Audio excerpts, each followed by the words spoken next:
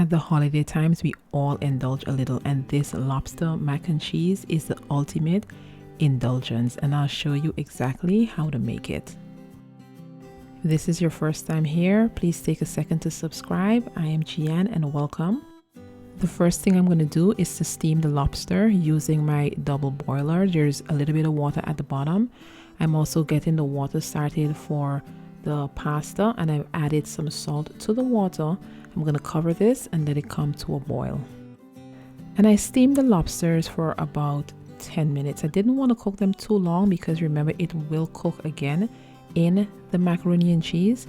Now once that's done, it's time to remove the meat from the shell, and you can either cut it down the middle the way in which I did using my kitchen shears, or you can simply use a knife and just cut it right through.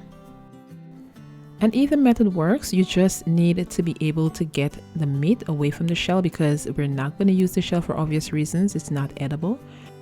And I'm just going to use my thumb and just pry in between the shell and the meat, and it should pop right out. And I'm using 4 small lobster tails. Now, if you want a really meaty lobster mac and cheese, then I would suggest probably doubling the amount, but this was enough for us. And I'm just cutting the lobster into bite-sized pieces. Once that's done, I'm going to set it aside and get started on the pasta. Now that the water is boiling, I've added the macaroni, and I'm just going to stir this around and allow it to cook.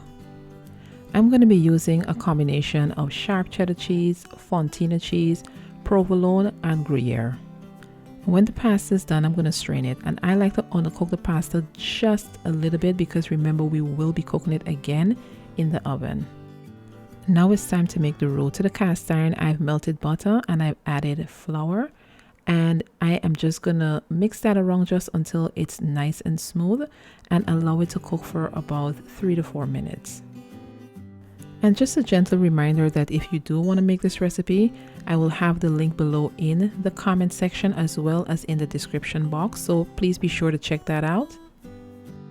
To the pot, I am adding milk, and I'm just going to whisk this together, and then I am going to allow this to cook on low, and I'm going to let it cook for about 5 to 7 minutes or so, just until the sauce begins to thicken.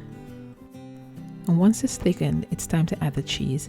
And I've reserved about 1.5 cups of the cheese. This is just to sprinkle on top of the macaroni and cheese.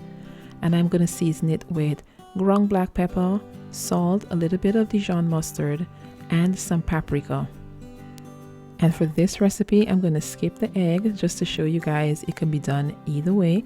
And I'm just going to mix this all together just until the cheese melts. And it might look a little grainy, but that's fine. Remember, we're using different cheeses. We're not just using cheddar cheese, and different cheese melt differently.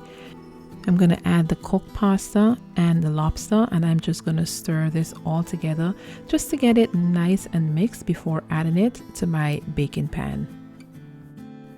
And once I've put it into the pan, it's time to sprinkle even more cheese on top because after all, this is macaroni and cheese. And I've also reserved a couple pieces of lobster just to put on top so you know what's in there. But be sure to kind of press this into the pasta so it doesn't get too rubbery as it cooks. And I'm going to place it into the oven that's been preheated at 350 degrees and bake it for about 25 minutes. And then remove it once it's nice and bubbly and garnish it with parsley. And just allow this to cool before serving because it thickens up, and you guys, it is so good. And let me tell you, this is even better the next day. Thank you guys for joining me. If you've enjoyed this video, please be sure to subscribe, give me a thumbs up, and I will see you guys in the next one.